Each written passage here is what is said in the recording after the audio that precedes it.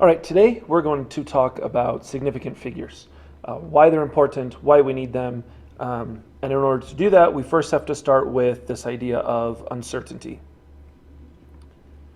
So anytime we make a measurement, there has to be some sort of uncertainty. There always is.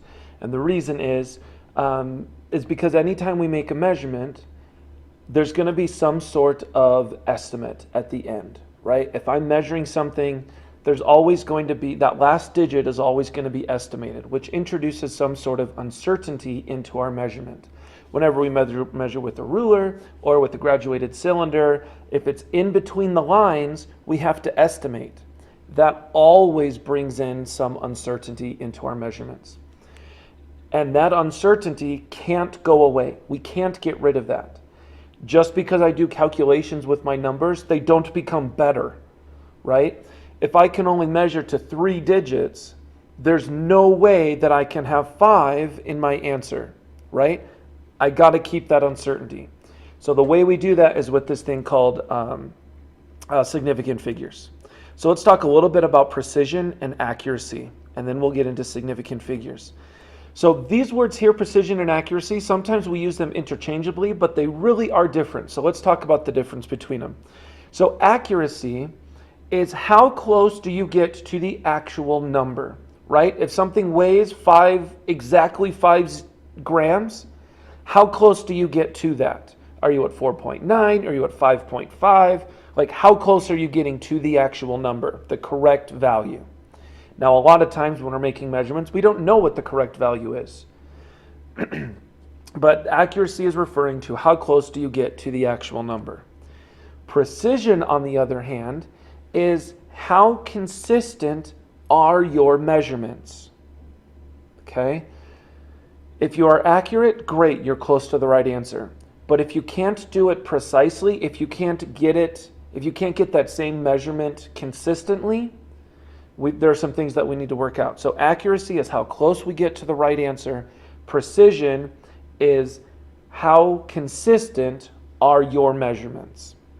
So if we're to use an example, this example here, we're aiming for the bullseye, right? That red circle. We're not accurate, right? We're not really close to the red circle, and we're not precise. They're all over the place. So this one is this is neither accurate nor precise.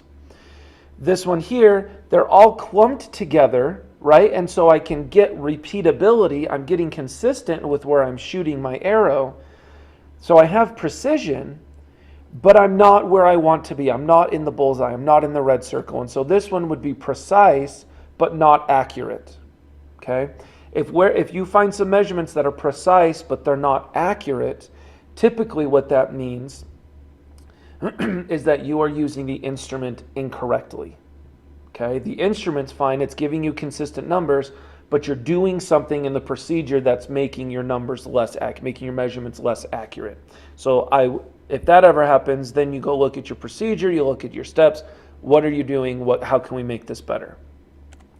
This one here, notice they're all clumped together and they're in the bullseye. So this one is both accurate and precise. Obviously, this is the goal. This is what we're trying to get to. So as far as significant figures, in order to know how to deal with significant figures, we've got to know what significant figures are. How many do our numbers have? So the first rule with significant figures is that all non-zero digits, so that would be any digit between 1 and 9, we're going to say that that is significant. That counts as a significant figure.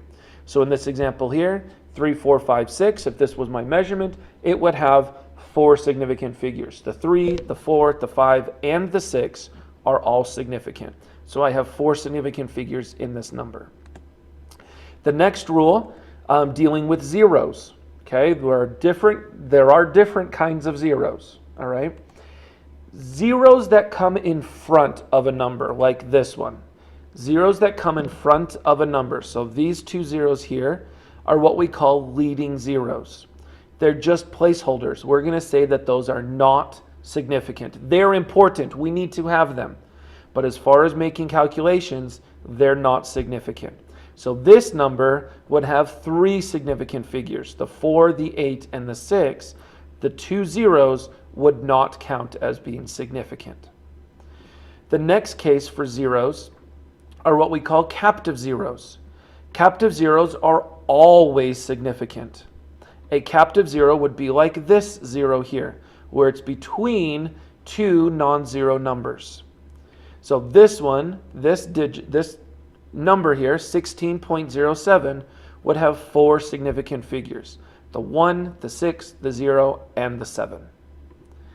The last type of zero we have are what we call trailing zeros. And trailing zeros are only significant if your measurement has a decimal point in it. For example, this number here, 9.300, there's a decimal point here between the 9 and the 3, so these zeros would be significant. So this one would have four significant figures. If I did not have a decimal point here and it was just 9,300, then these zeros would not be significant because they do not have a decimal point in the measurement. Okay, the last rule that we have with significant figures are what we call exact numbers. Numbers that it's not really a measurement because it really is that. It's like, I have 5 fingers. I don't have to make that measurement. There's no uncertainty there. There's no rounding. There's no estimating. I have exactly 5 fingers. That's an exact number. When we're dealing with unit conversions, we can assume that unit conversions have an infinite number of significant figures because there's no uncertainty there. For example, 1 inch is exactly 2.54 centimeters. 0.00000 to infinity, we don't have to worry about significant figures because there's no uncertainty in that number. All right, let's get into some examples here. So how many significant figures are in each of these numbers? I have 1.0070. This one would have 5 significant figures. All of them would count. The trailing zero counts because there's the decimal point, and the 2 captive zeros count. What about this one? This one would have 4 significant figures. Again, the trailing zero counts because there's a decimal point. What about this one? Okay, this one would have 5 significant figures. The 1, the 2 captive zeros, the 8, and the 9. The trailing zero would not count. The reason it does not count is because there's no decimal point.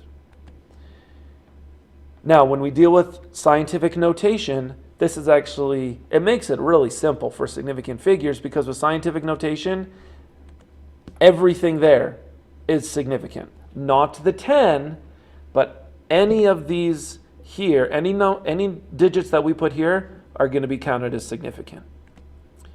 Okay, 0.0054. How many significant figures does this one have? Okay, good. This one has 2. Both the 5 and the 4, none of the leading zeros count because those are leading zeros.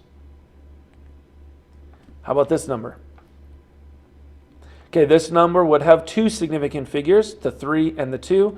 None of the trailing zeros count because, again, there's no decimal point. All right, so that's how we know what numbers are significant. Watch the next video and you'll find out what we do when we start doing calculations with our numbers. See ya.